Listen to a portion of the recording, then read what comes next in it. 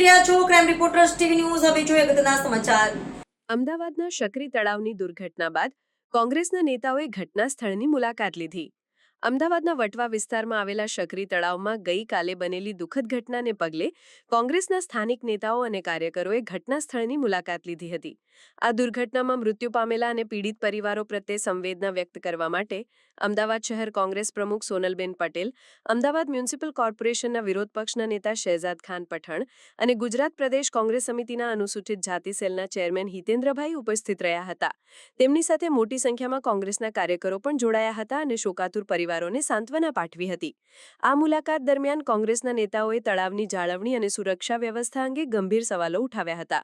તેમણે આ ઘટના માટે સ્થાનિક તંત્રની બેદરકારીને જવાબદાર ઠેરવી હતી. નેતાઓએ જણાવ્યું હતું કે જો તળાવની યોગ્ય દેખરેખ રાખવામાં આવી હોત અને સુરક્ષા માટે પૂરતા પગલાં લેવાયા હોત તો આ પ્રકારની દુર્ઘટના ટાળી શકાઈ હોત. તેમણે પીડિત પરિવારોને તાત્કાલિક અને પૂરતું વળતર આપવાની માંગણી પણ કરી હતી અને ભવિષ્યમાં આવી ઘટનાઓ ન બને તે માટે કડક પગલાં ભરવા પર ભાર મૂક્યો હતો. કોંગ્રેસના આગેવાનોએ મૃતકોના પરિવારજનોને મળીને શોક વ્યક્ત કર્યો હતો અને તેમને હિંમત આપવાનો પ્રયાસ કર્યો હતો. આ મુલાકાત બાદ કોંગ્રેસ પક્ષ દ્વારા આ મામલે સરકાર સામે વિરોધ નોંધાવવાની અને જવાબદારો સામે કાયદેસરની કાર્યવાહી કરવાની માંગણી સાથે આવેદનપત્ર સુપ્રત કરવામાં આવશે તેમ જણાવવામાં આવ્યું હતું. આ દુર્ઘટનાએ તંત્રની બેદરકારીનો ફરી એકવાર પર્દાફાશ કર્યો છે અને સુરક્ષા વ્યવસ્થાની પુનઃ સમીક્ષા કરવાની આવશ્યકતા ઊભી કરી છે.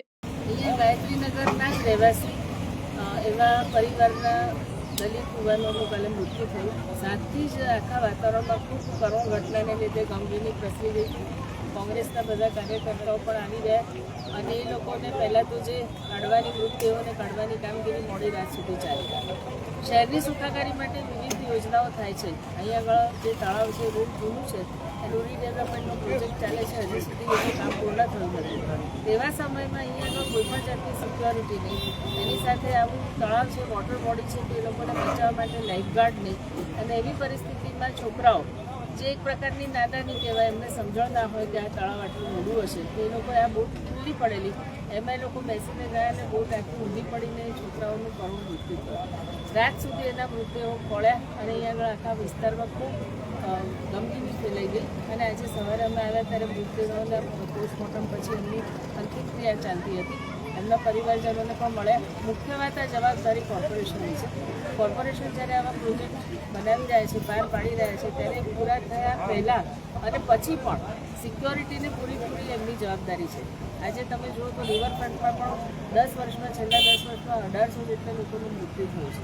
તો આવી જગ્યાએ જ્યાં આગળ ખુલ્લી જગ્યાએ કોઈપણ જાતની જવાબદારી વગર જ્યારે નાગરિકો અહીંયા આવતા હોય અને આ પ્રકારની ઘટના બને તો કોર્પોરેશનની પૂરેપૂરી જવાબદારી છે. એની ખૂબ ગંભીર નોંધ અમે લઈએ છીએ અને એમની પાસે માગણી પણ કરીએ છીએ કે આના જવાબદારી અધિકારીઓ કોણ છે એને શોધવામાં આવે, એમની સાથે વાત કરવામાં આવે અને મૃતક બચનારના જે પરિવારો છે તે લોકોને કોમ્પન્સેટ પણ કરવામાં આવે. બહારથી અમદાવાદ શહેર બહુ મોટું છે, રોજીરોટી કમાવા માટે લોકો આવતા હોય, એ લોકો પોતાના ઘરેથી નીકળી જાય સવારથી સાંજ સુધી. બાળકો આ રીતે ફરતા હોય અને અહીંયા આગળ એક પ્રકારનું નશાનું હબ પણ બની ગયું છે. તો દારૂબંધી, નશા આ બધામાં જ્યારે નશાબંધીમાં સરકાર ફેલ ગઈ છે તે વખતે આવા માસૂમ યુવાનોનો ભોગ લેવાય છે અને એને માટે પૂર્ણ રીતે કોર્પોરેશન જવાબદાર છે. જે જવાબદાર અધિકારીઓ તમે શું કરો? અમે લોકોએ માગણી કરી છે ને અમારા નેતા અત્યારે શહેજાદ ખાન હમણાં જ આવીને ગયા, એ કોર્પોરેશનમાં મુદ્દો ઉઠાવશે અને જેમ વચ્ચે તમે જોયું તો જશોદાનગરમાં જે મહિલાએ આત્મદાહ દીધો અને તેને કારણે એમનું મૃત્યુ થયું ત્યારે પણ કોર્પોરેશનના અધિકારીઓને FIRમાં એમનું નામ લખવામાં આવ્યું હતું. તો અમે આશા રાખીએ છીએ કે અહીં આગળ પણ જવાબદાર જે અધિકારીઓને કોર્પોરેશનના કમિશનર, મેયર એ લોકો બોલાવી